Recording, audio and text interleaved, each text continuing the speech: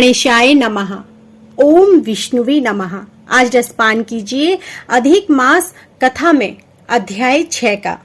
यदि आपने इससे पहले की कथाएं नहीं सुनी है तो हमारे चैनल पर सारी वीडियो अपलोडेड हैं, सभी वीडियो को सुनिए तथा अध्याय 6 को सुनने के लिए वीडियो को अंत तक देखें। सूत जी बोले, हे तपोधन, विष्णु और श्री कृष्ण के संवाद को सुन संतुष्ट मन नारद नारायण से पुनः प्रश्न करने लगे। नारद जी बोले, हे प्रभु, जब विष्णु बैकुंठ चले गए तब फिर क्या हुआ? कहिए आदि पुरुष कृष्ण और हरिशुत का जो संवाद है वह सब प्राणियों को कल्याणकर है। इस प्रकार प्रश्न को सुन फिर भगवान बद्री नारायण जगत को आनंद लेने वाला बृहत आख्यान कहने लगे। तदंतर विष्णु बड़े प्रसन्न होकर बैकुंठ गए और वहां जाकर हे नारद अधिमास को अपने पास ही बसा लिया। अधिमास बैकुंठ में वास पाकर अत्यंत प्रसन्न हुआ और 12 मासों का राजा होकर विष्णु के साथ रहने लगा। 12 मासों में मलमास का श्रेष्ठ बनाकर विष्णु मन से संतुष्ट हुए। हे मुने, भक्तों के ऊपर कृपा करने वाले भगवान युधिष्ठिर और द्रौपदी की ओर देखते हुए कृपया करके अर्जुन से यह बोले। श्री कृष्ण बोले, हे राज शार्दुल, हमको मालूम होता है कि तपोवन में आकर आप लोगों ने दुखित होने के कारण पुरुषोत्तम मास का अनादर किया है। वृंदावन की शोभा के साथ भगवान का प्रिय पात्र पुरुषोत्तम मास आप वनवासियों का प्रमाद से व्यतीत हो गया। भीष्म द्रोणाचार्य कर्ण के भय से संत्रस्त मन आप सब लोगों ने भय और द्वेष से मुक्त होने के कारण प्राप्त पुरुषोत्तम मास का ध्यान नहीं किया। कृष्ण द्वैपायन व्यासदेव से प्राप्त विद्या के आराधना में तत्पर रणवीर अर्जुन के इंद्रकील पर्वत पर चले जाने पर उसके वियोग से दुखित आप लोगों ने पुरुषोत्तम मास को नहीं जाना। अब यदि आप यह पूछे कि हम क्या करें, तो मैं यही कहूंगा कि भाग्य का अवलंबन करो। पुरुषों का जैसे अदृष्ट होता है वैसे ही सदा भासता है। भाग्य से उत्पन्न जो फल है वह अवश्य ही भोगना पड़ता है।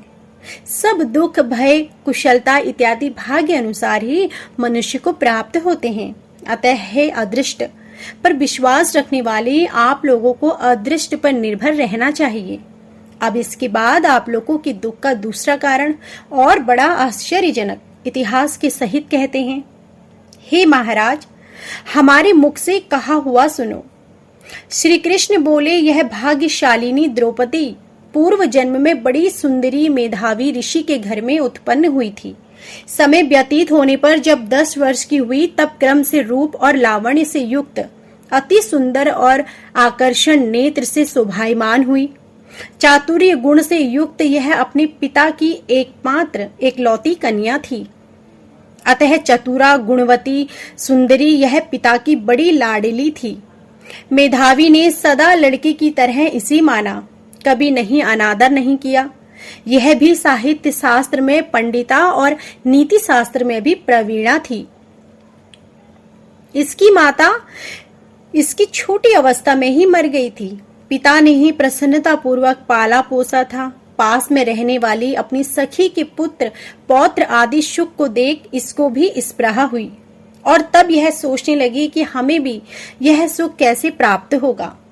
गुण और भाग्य का निधि सुख देने वाला पति और सत्पुत्र कैसे होंगे। इस प्रकार मनोरथ विचरती हुई सोचने लगी कि पहले मेरा विवाह उपस्थित था परंतु भाग्य ने बिगाड़ दिया। अब क्या करने से अथवा क्या जानने से एवं किस देवता की उपासना करने से या फिर किस मुनि के शरण जाने से अथवा किस तीर्थ का आश्रय करने से मेरी मनोकामनाएं पूर्ण होंगी। मेरा भाग्य कैसा सो गया कि कोई भी पति मुझको वरण नहीं करता है। पंडित भी मेरा पिता मेरे ही दुर्भाग्य से मूर्ख हो गया है। यह बड़ा आश्चर्य है। विवाह का समय उपस्थित होने पर भी मेरे समान वर को पिता ने नहीं दिया। मैं अपनी सहेलियों के बीच में प्रमुख हूँ परंतु कुमारी होने के कारण पति दुख से पीड़ित हूँ। जैसे मेरी सखियां पति सुख को भोगने वाली हैं वैसे ही मैं नहीं हूँ।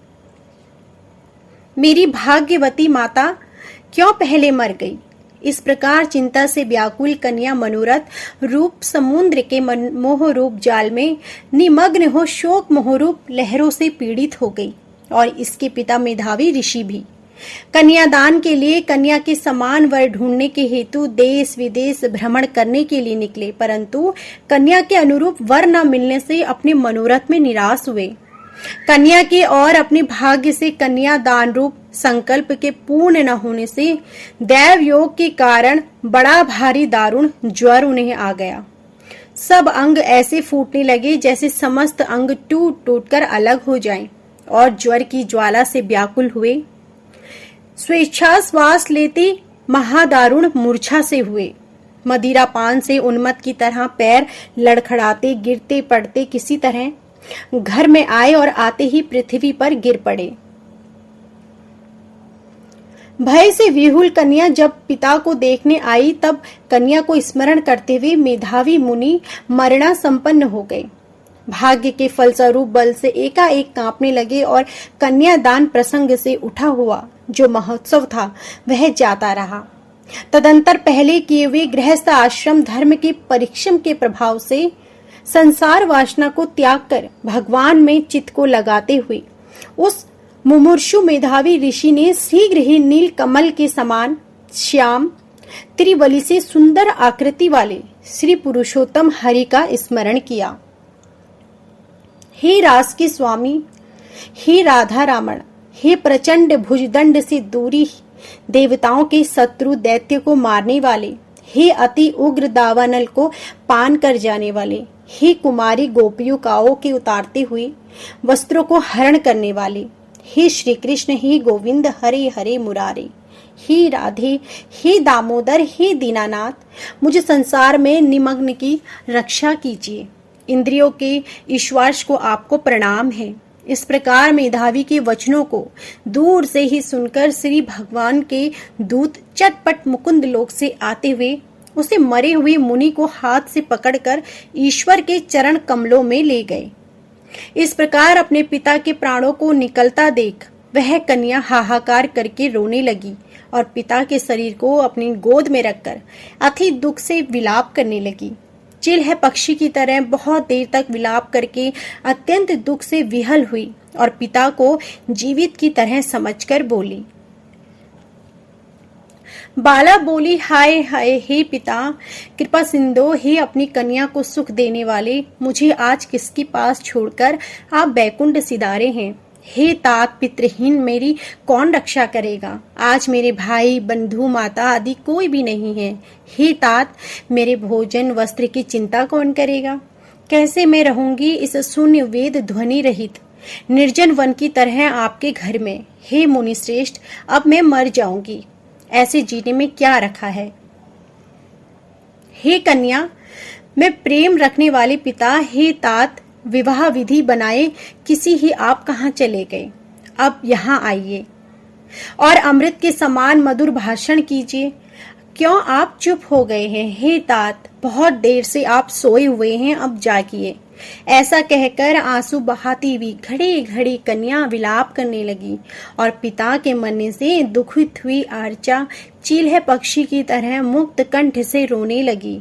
उस लड़की का रोदन सुन उस वन में रहने वाले ब्राह्मण आपस में कहने लगे कि इस तपोवन में अत्यंत करुण शब्द से कौन रो रहा है। ऐसा कहकर सब तपस्वी चुप होकर यह मेधावी ऋषि की कन्या का शब्द है ऐसा निश्चय कर घबराते हुए हाहाकार करते हुए मेधावी के घर आए और वहां आकर सबने कन्या के गोद में मरे हुए मेधावी ऋषि को देखा। अब देखकर उस वन के रहने वाले सब मुनि भी रोने लगे और कन्या की गोद में शव को लेकर शिव मंदिर के पास शमशान में गए। वहां काष्ठ की चिता लगाकर विधि से अंत्येष्टि कर्म कर उसका दाह किया। दाह के अनंतर कन्या को समझाकर सब ऋषि अपने अपने आश्रम गए। इधर कन्या भी धैर्य धारण कर यथाशक्ति क्रिया के लिए द्रव्य खर्च करती हुई इस प्रकार पिता की मरण क्रिया को करके कन्या इसी तपोवन में निवास करने लगी और पिता के मरण रूप दुखा अग्नि से जली हुई रंभा की तरह व्यतीत होती हुई एवं बछड़े के मर जाने से जैसे गौ चिल्लाती है और खाती नहीं दुर्बल होती है, वैसे ही यह बाला भी दुखित हुई। तो यह थी हमारी आज की संपूर्ण अध्याय। इससे आगे का अध्याय आप अगली वीडियो में सुनेंगे। यदि आपने इससे पूर्व के अध्याय भी नहीं सुने हैं तो प्लीज चैनल पर अपलोडेड हैं, जाकर जरूर सुनें और आगे के अध्यायों को सुनने के लिए हमारी वीडियो को जरूर सुनिएगा। और यदि आपको हमारी वीडियो पसंद आई हो तो प्लीज वीडियो को लाइक जरूर कीजिएगा।